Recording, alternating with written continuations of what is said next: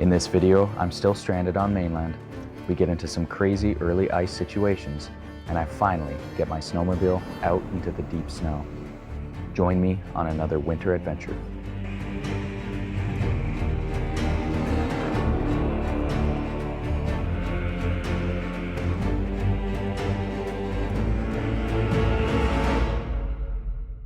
Well, welcome back to another episode.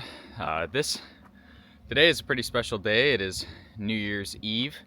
Tonight is gonna be the new year. We're gonna move on to 2025, and it's pretty neat just thinking about the last year. And there's a whole lot to unpack with 2024. A lot of fun stuff and a lot of sad things happened too, but overall it was a pretty incredible year. So as you guys know, Dan and I are still stuck here on the other side of the lake from our cabin, but we were stuck in this epic vehicle behind me, and I figured I'd take the next few minutes to just kind of walk around and show you what we're in. For those of you who haven't seen our Rossmönster truck, it's definitely a vehicle to see, and for overlanders and travelers out there, it's top of the line. It's my favorite vehicle after almost 9 years now on the road, and yeah, let's take a look around the truck. Basic run around of the outside of the vehicle. It is a Ford F350 Super Duty. We have the Lariat with kind of the tan interior package, a buck stop bumper on the front, some bumper lights that Rossmönster put in, an ARB dual compressor in the bumper, as well as I believe a Warn Xeon 12S, so that's a 12,500 pound winch. The buck stop bumper we kind of chose because we wanted maximum protection up front. Up on top of the back cab that Rossmönster makes, you can see it's currently popped up, but this drops down, covers those windows, and it makes a sleek, low profile while driving. And you also have some Baja Designs off-road lights up there, both amber and LED. We're running Toyo 37-inch Toyo open country kind of all-terrain tires with Method race wheels. We have Carly suspension under there. Carly suspension. Coming around the back, this is your main entranceway. There's an amp research step down low there. It pops up and down. Our max tracks on the outside here also turn into a table, which I can't do with one hand, but you just pull those two little knobs on the sides and that folds down to this nice aluminum table on the outside. And then of course we have two Mark II max tracks up here as well. Our shore power plug-in is right here. We do that, it's a 30 amp converter to a 12 volt extension cord, so we can run it off a generator and stuff. On the back, there's this box which Rossmönster makes. It's mostly used for storage for us. I think it's locked right now. We store like a electric chainsaw in there, oil and jumper cables, etc. Keep firewood up top. On the back, Molly panels that Rossmönster puts on the back of the sleep-in cab is our Rotopax jerry cans. We keep this for fuel. These are actually gas cans because when we were traveling in our motorcycles, this was our backup fuel. And then we've got a trasheroo and a pickaxe and shovel for trail maintenance if we're there. And on the rear bumper, there is some, I believe they are Pathfinder lights, off-road lights, and then just a beautiful rear bumper to protect it. So going inside, we've got our porch light, main door of course, which opens up and has a magnet for it to stay in place when you're in camp. And then this top hatch actually opens and makes it a big, tall entranceway.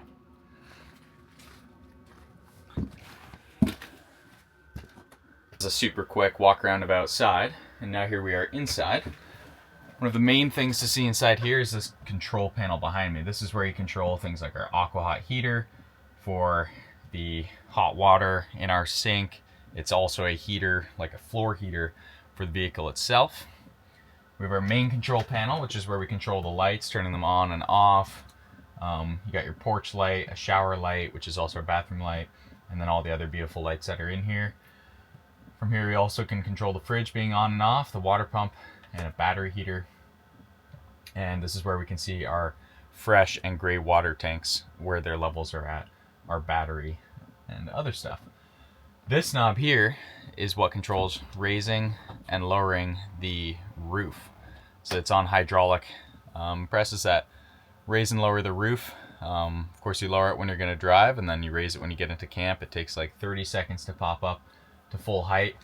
I mean, I'm 6'2", and there's a good half foot or a little under half foot above me. My dad's 6'4", and he can stand in here perfectly fine. There's a beautiful tall roof, which is really nice.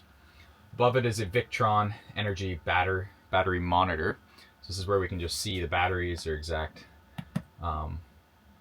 charge, etc. And then our Webasto heater control unit is right here. So we can turn the heat up and down, turn it on and off, set it to fan mode or something else if it's in the summertime and you don't need heat. So that's your main control unit center. So the truck's all set up for winter, so we cleared most of the stuff out of here. But this is our kitchen, a double induction stove top here, which is awesome. It's super nice for cooking just about everything that you need to. It draws from the batteries. It does draw a decent amount of power, but what we typically do is we run the truck so that the alternators are charging the batteries as they're being drawn, since this is our #1 draw of power. But that's our stovetop. We've got our fridge down here. It's an isotherm fridge. Right now, Dan and I just have our basic supplies in here. We also have it has a mini freezer in it, and this has been great. I mean, we've used it in the desert, and it's held up really well. A couple of drawers here. In these drawers, there is our spices and everything. It's all piled in there because, like I said, it's locked down for winter, but that's where we typically keep knives, spices, and other cooking utensils. The second drawer, I believe, is like my mom's bathroom drawer, so she has a lot of toothbrushes and other stuff. We also kind of stuffed this full for the winter, just left it there. And then below it, in this drawer, is a breaker panel for shore power outlets and the aqua hot. And then also in here is a switch to heat the engine or to have the battery heat on as well. In the back is a dinette. This is where we spend most of our time when we're in camp. It's a great place to just sit and relax, and then also that table can be popped off and set down in the little wood grooves you see down there in that empty space, and you can take the cushions from the side to the cushions and put them in there, and it becomes another bed. It's, for me, being kind of taller, my dad and my brother, we sleep diagonally when on this, but it's a great place for us to just crash if we're on our bikes and it's downpouring and we don't want to set up our tent, or if you've got a guest or something, they can sleep there very comfortably. On this side is the sink. It's all winterized and shut down, so I'm just going to leave it closed, but the sink pops up. Running water, hot water when the aqua hot's on. It's really great. Underneath it is more storage where we keep stuff like typically a vacuum, like a Milwaukee vacuum, our dish cleaning stuff like sponges, cleaners, and a little garbage bin. On this side, we keep most of our pots, pans, and everything else. So there's actually a big lodge, like ceramic Dutch oven style pot in there. A couple of different sizes of our Stanley pots that we've had for years. And yeah, that's what we keep in there. And underneath it, you can see that white tank. It stretches from one side to the other here. That is our fresh water tank. And I believe it holds 40 gallons of water. In the back here, you can see all these drawers. These are our main storage drawers. These will hold stuff like in this drawer. We've got our coffee, oil. We have jet boils in here as backup cooking or for outdoor cooking if we have that. We keep tea and everything else in here. Ziploc bags, etc. This one right now actually has the Milwaukee vacuum in it. It's just temporary storage in there, but they're all about the same size. Nice big drawers. You can customize them as you want, put stuff where you want it in here. Back here is just snacks and stuff for me and Dan and some sweaters. And yeah, all of these are used for something. Currently, they're not set up in their optimal setups for they're not set up in optimal setups for full-time. They're not in their optimal, oh my goodness, setups for full-time travel. So we've just got some what's left over from mom and dad cleaning it up after their trip across Canada. So a couple of mugs, a couple of plates, and yeah, a bit of food storage in here for me and Dan. Only the simple meals like craft dinner and ramen. But yeah, that's a basic walkthrough of the back end of the Rossmönster cab. This is where we definitely spend the most amount of our time while in camp.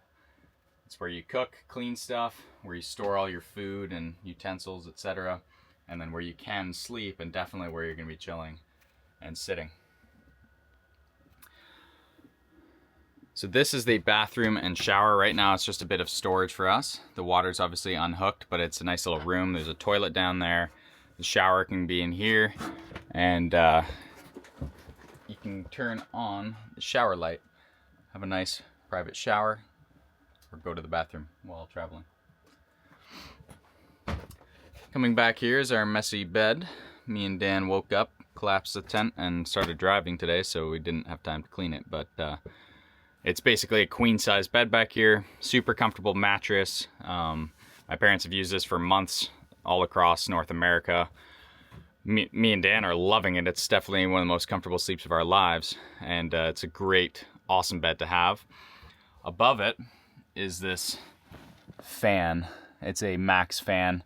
You can control it with a remote. It can either be sucking air out or pulling it in, and there's two of these, one in the back and one right here. One pulling air in and one pulling air out, and that creates a nice flow of air, especially in summertime, or if you're just trying to get new air into the truck quickly. These do an incredible job of that. And speaking of air in the summertime, above us on the roof here is a Dometic AC unit. So I haven't used this since we were in the desert. The truck, like I said, with those two fans and the windows open and everything, has a ton of airflow, but this really does come in handy when it's super hot.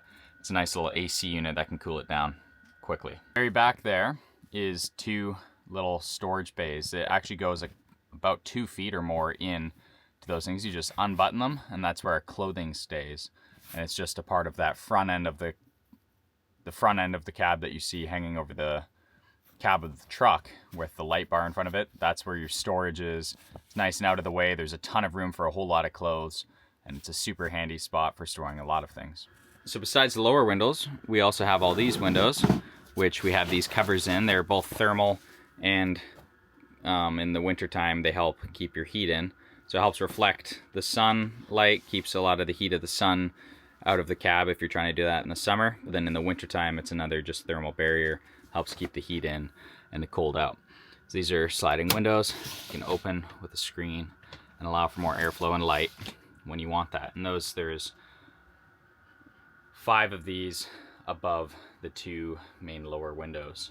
As you can see, we have them mostly all covered up. These lower windows are neat. You can see I have the screen up right now.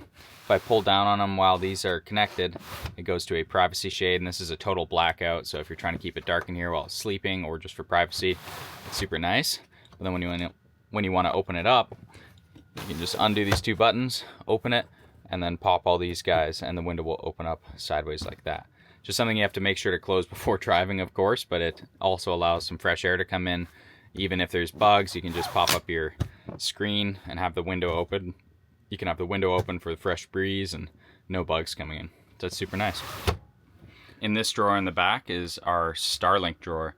So Rossmönster built this. There's a built-in Starlink on the roof, so it's got its own little mount up there. It's always on the roof and always ready to go. We basically just plug these 2 wires in. That's for your router and for the Starlink dish on the roof, and it'll power up, and you have full-on Wi-Fi pretty much anywhere in the world. We've had really good luck with it, especially in the north, and where we're at currently, we get high-speed Wi-Fi while in camp, and depending on what program you have with Starlink, you can have it running while driving. It's just something to keep in mind. The nice thing about it being plugins right here is you've got to be battery aware, and the Starlink is not easy on your batteries. So before we go to bed at night, I always unplug those, and if I'm driving and don't need Wi-Fi, I'd also unplug them just to save on battery. But yeah, it's a sweet setup. I really love it. And this is also where you can control your aqua hot or like floor heating. So by clicking this, you can set a timer for how long your floor heating is going to be on. And this is our AC fan remote control. Now coming to one of the cooler parts, in my opinion, of the Rossmönster and what makes it super unique to me is, well, first we'll start with the stairs. The stairs are how you get into the bed. That's just a simple, nice little feature. But it's this bypass. So this pass through is, you can unzip it here or unbutton it and take it off completely. We have it where we can just unbutton it quickly. But you can pass through into the main cab of the truck. So even if it's super snowy and stormy out, and you don't want to hop out of your vehicle, or maybe it's kind of not safe to, depending on where you're camping, you can pass through the cab of the truck into the back here without even stepping outside, which I think is a really great feature. It's also kind of a safety thing. It's something we always dreamed of, and definitely my parents always dreamed of for a global travel vehicle, is if you're in a country that's a little bit sketchy, or just a sketchy area of anywhere in the world, and you don't feel safe at a camp, you don't have to step out of the vehicle and potentially put yourself in harm's way just to be able to get in and out. If there's a lot of noise going on outside, or maybe there's people even outside that you just kind of want to get away from quickly, you can just unzip that or unbutton it really quick, hop up into the front of your cab and start driving away. And as far as the top being up, I mean, someone else who's back here could just pop it down in like 16 or 30 seconds and the top would be down. But you can definitely drive a little way with it up and it's not going to break off or anything. So yeah, this is an incredible vehicle. Me and Dan love it. It's actually a pleasure to stay in, and when you're stuck, you couldn't be stuck in a better place than this. It's got all the amenities of home. So this is more than just a home away from home. It's a luxury home that is on wheels and a very capable platform like the Ford F350. It can really take you anywhere in the world and in style and comfort. We've got the truck running. This is to keep the batteries powered up. The alternators are pretty powerful and they really do give a lot of juice to the batteries and help support it throughout the day. But I'm going to take a Jerry down, and our friends here at the marina have a big fuel pump which we use in the summer for boats and other machines. I'm going to get a Jerry for the generator they gave to top it off with fuel. So for the next few days we thankfully have a whole lot of cold weather coming in, up to -15 Celsius, but that means we're going to be running the heater full time, and a lot of the things keep the truck warm, as well as cooking a lot, which draws a lot of power. So we're going to need that extra charging to keep the truck batteries fully charged. So it's Thursday now. We've got at least 3 more days ahead of us in the truck before it might be safe enough to cross. But I was just checking it out with the drone, and there's a whole lot of stress fractures, a whole lot of areas that look pretty broken up and wet with water from the warm weather. So I'll stay optimistic, but it doesn't look amazing.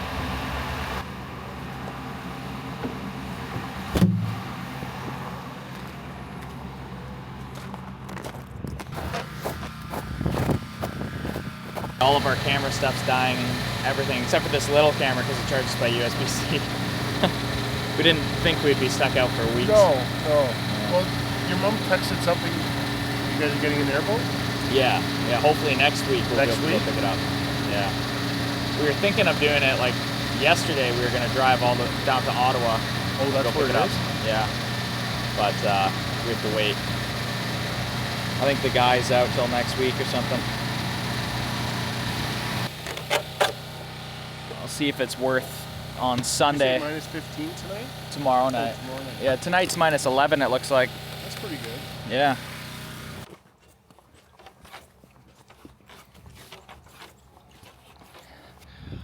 Well, we got the fuel. I'll top off the Jenny and get it plugged into the shore power. I think our battery's at like 60-something%. It's still fine, I can go right to 0. These being lithium batteries and all.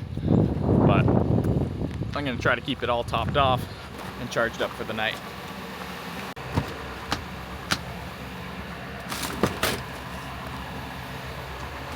Just gonna turn off the truck now. We did fuel up with diesel when we were in town, and of course these have massive tanks, but it still does consume whatever a Ford F350 Super Duty consumes while idling, and do that enough, we'll use up a lot of gas. So we'll save that as our spare. And mostly what I like using the truck for, and it's a tip from my parents, is when you're using the induction stove and you're not on shore power, and in this part of Ontario we don't get the best amount of daylight, so our solar panels, even though it's I think a little over 400 watts of solar, we're not drawing in too much power from the sun to charge the batteries a lot. It helps, but not a ton. One of the best things you can do while trying to cook on the induction stove, which is by far the biggest draw, is start the truck. Have the engine of the truck basically supplementing the power and making the draw a little bit less on your batteries and all that. So between the solar and the engine, if you're cooking in the daytime like what we did for lunch, it definitely helps. And then when we need a lot of extra power to charge the batteries right up, the generator comes in handy, or shore power plug-in.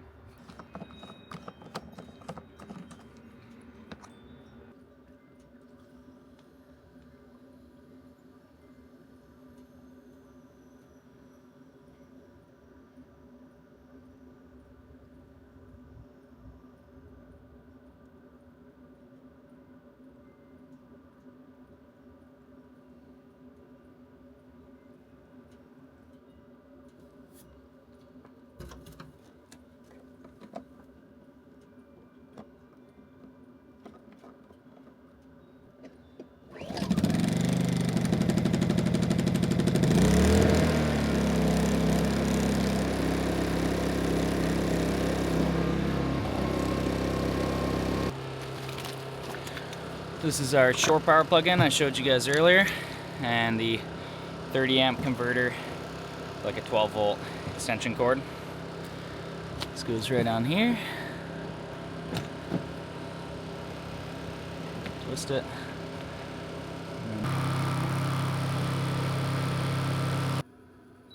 Just getting dinner ready for us. It's going to be a very special meal of Kraft Dinner. We have run out of all our other meals. I'm actually happy that we bought Kraft Dinner. It's not ideal, but it'll do. We even have hot dogs. That makes it very gourmet. All right, well, while the water's boiling, figured I might as well open up this package, which I got while getting gas at the marina there. And it contains some pretty cool stuff. So this is a piece of equipment that's going to come in. That's definitely going to be a handy tool when we start building our log cabins. So this is a barking spade that I ordered along with that pole. So this will obviously go into the pole, and we'll use it to debark logs a lot quicker than just with a draw knife. It's a double beveled, sharp edged tool which you can just scratch along, and with the strength that you have with the pole, it makes it a whole lot easier to get those tough logs done quickly. And just in general, the wider blade and everything is going to make the job a lot easier than just by draw knife. The other things we ordered were these 2 books in here, which are awesome. They've got a ton of information on building log cabins, ways to do stuff, as well as tips and things by people who have done it for their whole lives, and just a collection of great information on log building, log home building in general. So this will come in handy for learning the tips and tricks and techniques that we'll need to build proper homes for ourselves, as well as give us a more realistic idea as to what we're getting ourselves into and what we want to accomplish with our first ever cabin builds. So we got this book, which is the Owner Built Log House. That one just looked great. I don't know too much about it, but it had great reviews on the site. And then the log construction manual, which is also going to be awesome. This one will probably be a bit more technical than the other one, though both of them are going to have a lot of useful information. And tomorrow we're heading into town for the last time before crossing the lake in a couple of days. Pick up the last of the supplies we need, and it might be the perfect time to head to a coffee shop, and then Dan and I can start digging into those books and just discussing what our plans are for the future with these cabins and our property.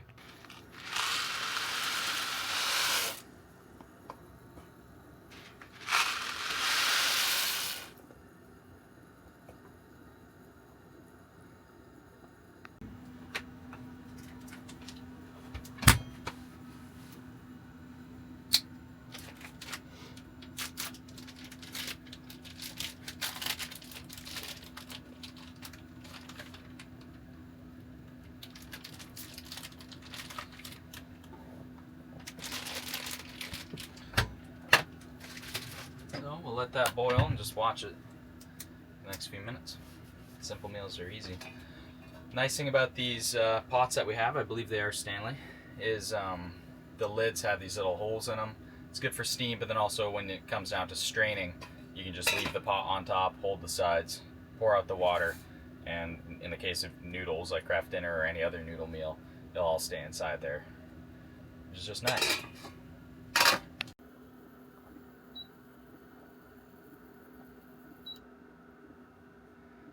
And it's done.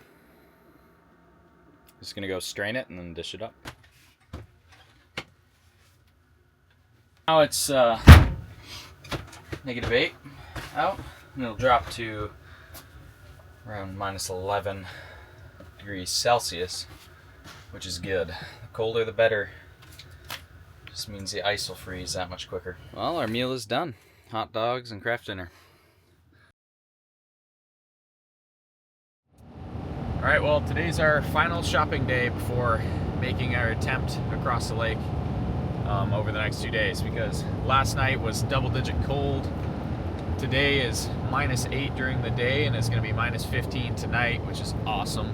And then it's the same for tomorrow. So the day we plan to cross the lake is going to be Sunday, most likely, because both Friday today and Saturday tomorrow are in the double digits almost all day long, both during the day and at night. And that should give the lake enough time to freeze thick enough to be safe for the sled to cross with me and a passenger. Hopefully me and Dan can do it the first time. If not, I'll try it just once by myself and see what the ice is actually like.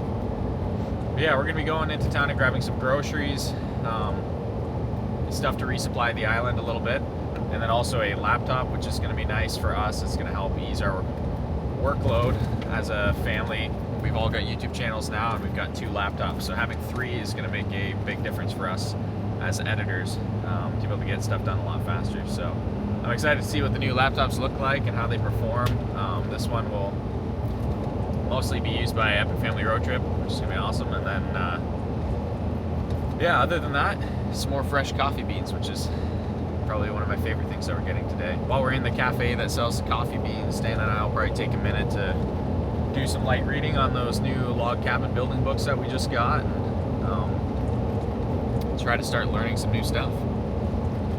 So yeah, it's a fairly big day ahead of us, and definitely a big, exciting 3 days before trying to cross the lake. So yeah, we're going to try to get everything we can prepped.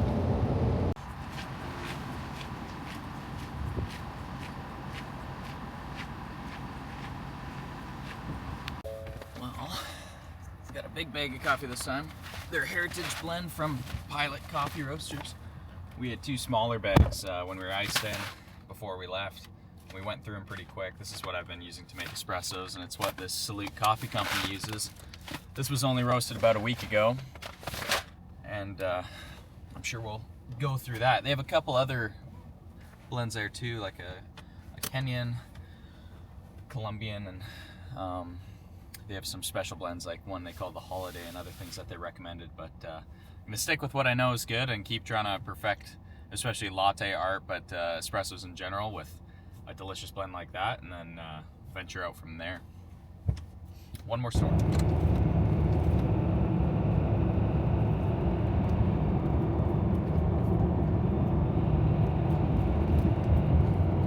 Well, today's the big day.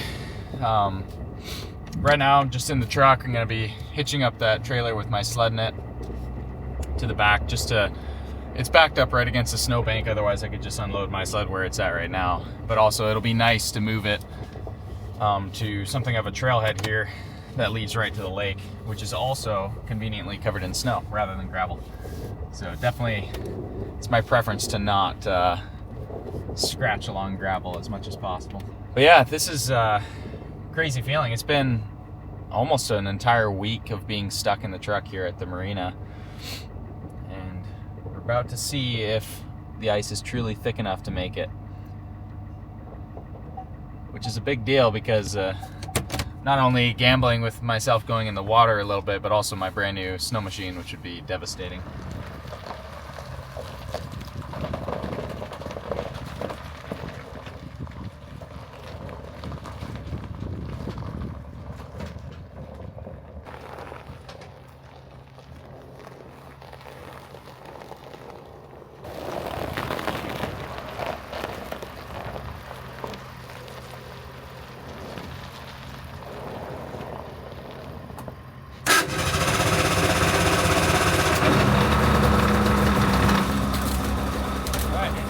Let that heat up for a while. It's at 16 degrees Fahrenheit. It's recommended that I don't drive it until it's about 91 degrees engine temp. So once it's at 91, we'll tilt this and start pulling it out, get it onto the snow, and then I'll get ready to go.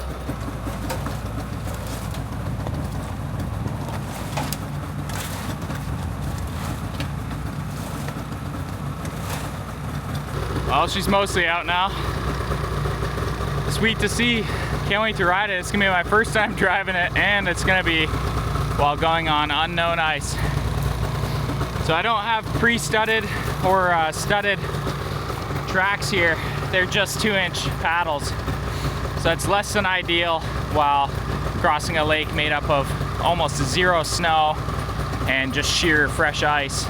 It's gonna be quite slippery, but also I'm gonna be worried about my engine temperature as I cross the lake because there won't be much snow getting kicked up to cool it off.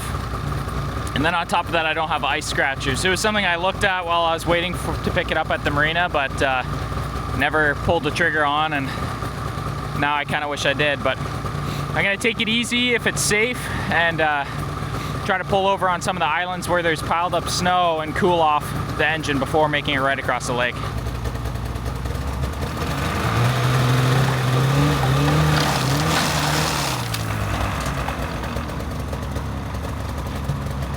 She's off.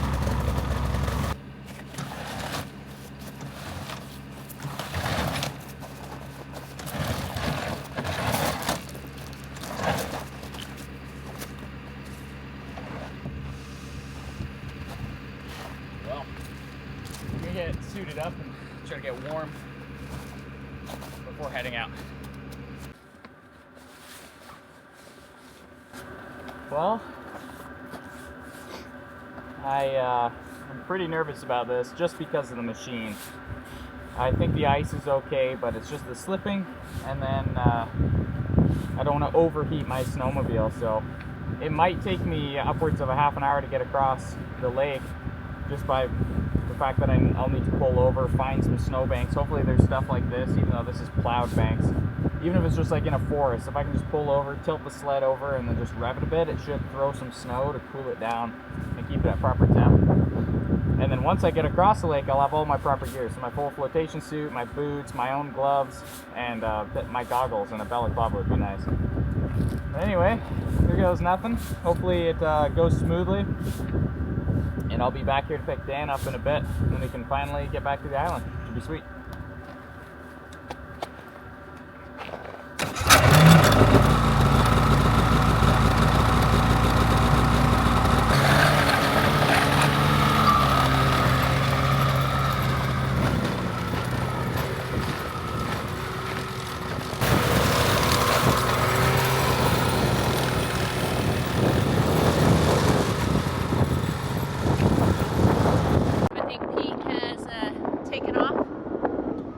So it'll be nice when we can see him pass through the narrows.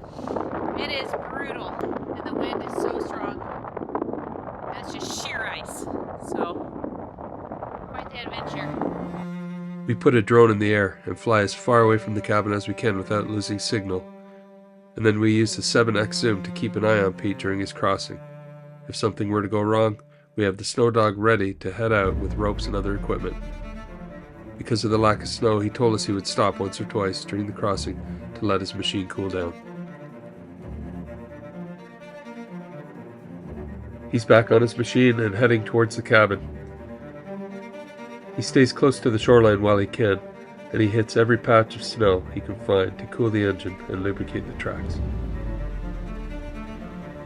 Looks like he's getting back on his machine to pull over to let it cool down because it's sheer ice, and the snowmobile typically needs snow to keep the engine cool.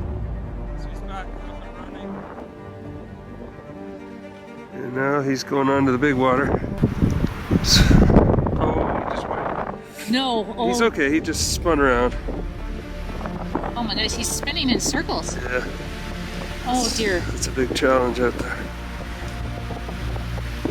He probably wants to go faster too on this, so He's gonna have to go slow. there he goes.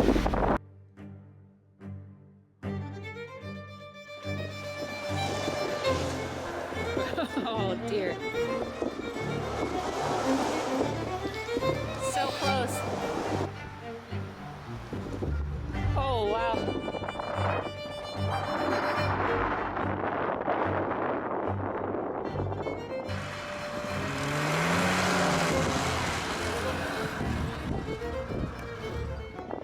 No goggles?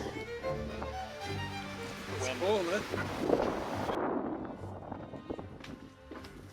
Me I think other than seeing the cabin and mom and dad and Lando again, we both Dan and I are excited to get our shavers because we only took one and it died, and so we couldn't shave. Happy I made it. It's hard like that. My front skis are the ice scratchers, I think they're called, and they help guide the sled a little bit, but with no rear traction whatsoever, even put my full body weight, it's skating. It's a skating rink out there, so it's like, Excited? got no traction whatsoever without studs. So that'll be something I'll look at later, is a smaller paddle, like a 1.6 with pre-studded track for situations like this. Hopefully we get some snow and it covers this nice thick ice. Then we can ride safely to and from the marina and everywhere with ease and have fun, because ice isn't too much fun. After I made it back to the cabin, my dad decided to head out across the lake on our snow dog to pick up Dan and the remaining equipment.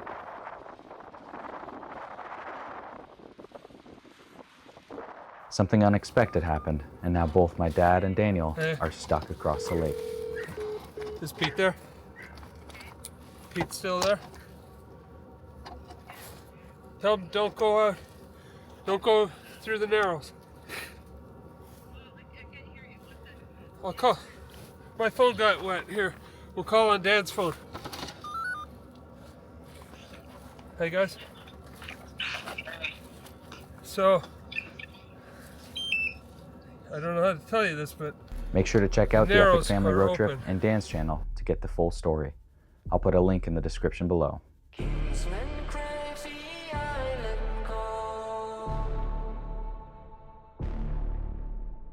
Each night chased and watched them fall. Young men's rain will turn this time.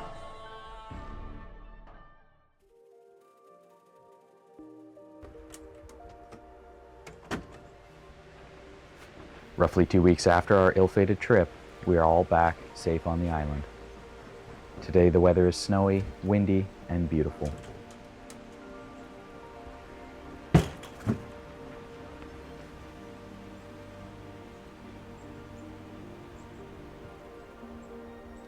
Our proximity to Lake Huron has caused a lake effect snowfall of roughly 30 centimeters, or 12 inches, to fall over the next few hours.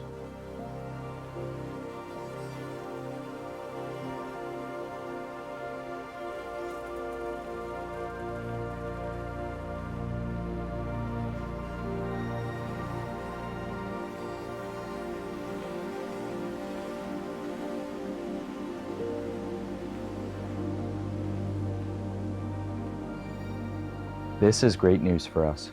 With all this snow, the lake should soon be open to our snowmobiles.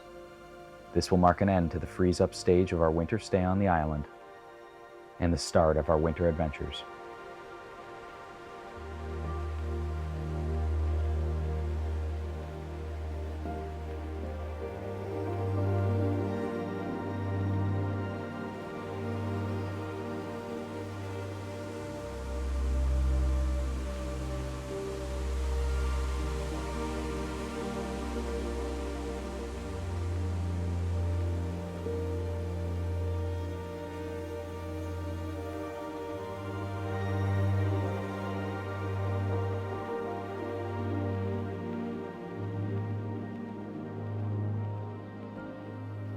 All right, well, it's a beautiful day. Over the last few days, ever since we made it back to the island, we've got a ton of snow now. So the ice has seriously thickened up since my last video came out. We've gone out in the middle of the lake and tested it, which you can see on the Epic Family Road Trip. My parents did a test way in the middle of the lake, and there was over 10 inches of solid ice. So it's not airy, bubbly ice. It's not low quality ice. This stuff is really, really strong. You could in fact probably drive a Jeep out here on this ice. So we now have full confidence in the lake. We're not worried that one of us is going to go through the ice. But just in case, we're fully dressed up in our Striker flotation suits. I'm wearing a Zoleo on my jacket as well. This is a GPS emergency communication device, so I can hit SOS if something really bad happens. And it's a two-way communicator where on my phone through their app I can communicate with the home base and with family and other contacts that I have on there. So we're all set up safe that way. Sleds are getting their first taste of a lot of snow. I've been playing around a little around the lake, testing out some of the trails that are here and opening some up. And that is what my dad and I are gonna go head out and do. And the other fun thing is we now have 2 snowmobiles. So I've got mine, and my parents bought a other Polaris, a 2014 Switchback Assault 800. So it's the same kind of model as mine, only a 2014, not a 2021. So it's really fun. The thing's awesome. I've already gone some cool places with my dad on it, which I'm definitely going to do again and film, but it's a very capable, fun machine. So there's a trail way down what we call the north arm of this lake that we're going to go see. If it's open, it leads to another lake that's nearby, and it's kind of a fun loop that my parents are used to doing and did in the previous year that we stayed up here for the whole winter. So we want to get it open so Mom feels confident to go out and have some fun with that out on the trails. But as you might be able to see behind me, it is blowing snow. We're getting a bit of a blizzard. It's actually calling for 20 to 30 centimeters today and overnight. So we're getting a lot of lake effect off of Georgian Bay coming in, which is awesome. That's what we want. We've got a good hard base of snow now, but we just need a foot or more of powder in the forest to really be able to go out and play.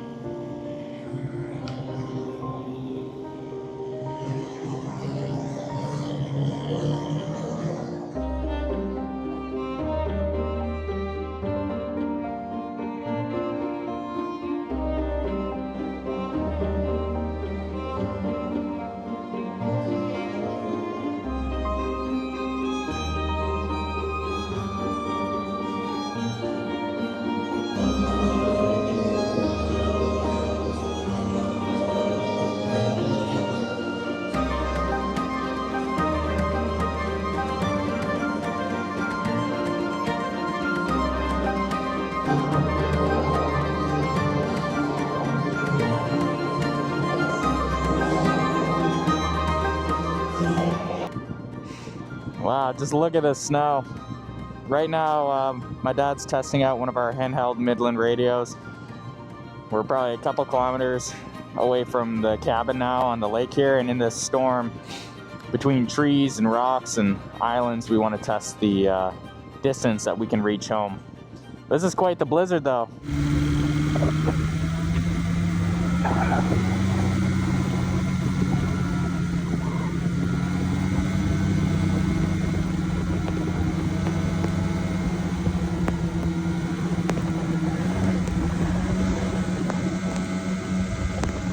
Right now we're on that trail, but we're the first ones here, so taking our time and finding the path carefully, because there's some pretty deep sections and don't really know exactly which way to go, but just walked up here and it looks like the direction. Hopefully it is.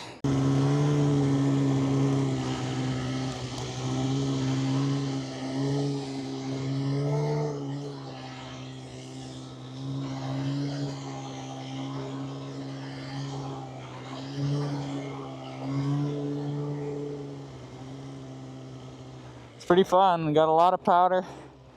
So even though it hasn't been made into a proper trail yet, like no one's driven it, there's enough snow that even with all these bumps and sticks and holes, you just kind of glide over top of them. It's taking her slow though. Some trees fell in the way, it looks like. I gotta put away the camera though, because there's a known hill up here which we got stuck on in better conditions than this, so I'll see you at the top.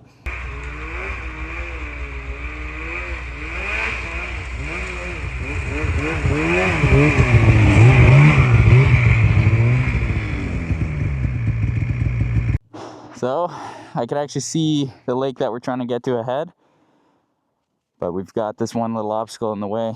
Just a tree fell. This would be nice if we had a chainsaw, but for now we'll just push it out of the way and clear the path. Whew. Well, she was pretty stuck in the snow there, but me and Dad just broke the branches and pushed it pretty much clear of the trail. So we'll come back and just nick the end of that with a chainsaw And the trail should be open.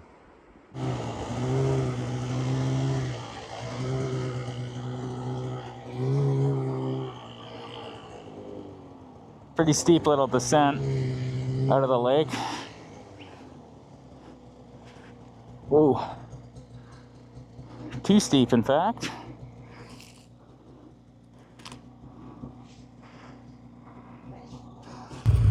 Well, this part of it hasn't yet got enough snow on it to make this an easier descent.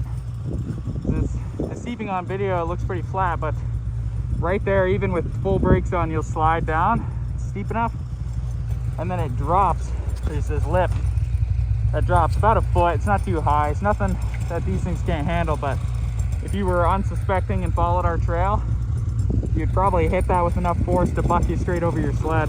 So hopefully with this 20 centimeters that's blowing in from this direction, it fills in this area there.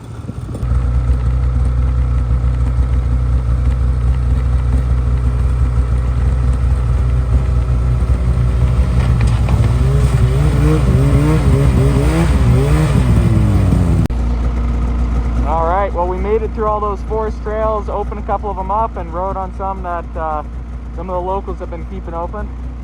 But the weather advisory changed from saying about 3 to 5 inches of snow to a squall that looks like it could be 20 to 30 centimeters. And already we've got at least 10 centimeters dropping in the last 2 hours or 2 or 3 hours. It's crazy how much snow. The visibility is almost zero on the lake. So we're gonna head back and get in the cabin for this weather. And I'm super excited. This is what we've been hoping for all winter long, is this sort of snow to drop so we can get those forest trails with a good layer of snow and really be able to get out there and explore.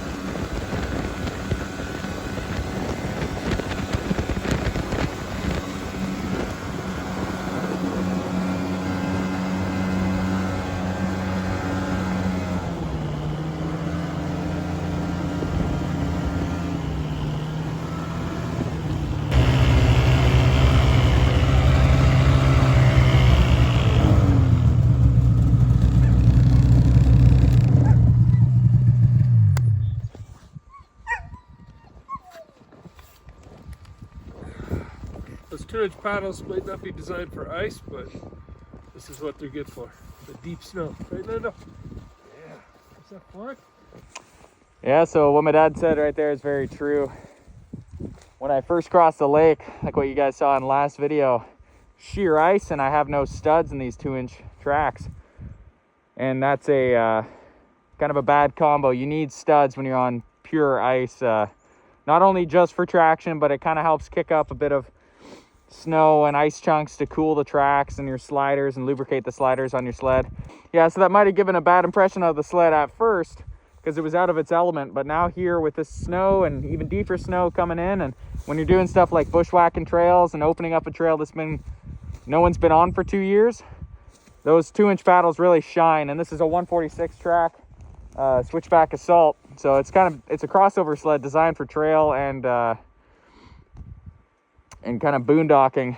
And yeah, I had full confidence in the machine the entire time out there. There's a few swampy sections with like deep little channels with water in them, and you could just wrap the gas a bit and you're wheeling right over them, and that's with the limited snow we have currently. So yeah, these machines really did their job well, and that was a lot of fun. And with all the snow coming down, we're only going to be having more and more fun this winter. Thank you for watching this week's episode. Make sure to stay tuned for next week's as I continue to open trails and venture further into the surrounding wilderness. If you haven't already, please subscribe to the channel and click the bell icon to be notified of all future content. Also, a big thank you to my patrons. Your support is greatly appreciated.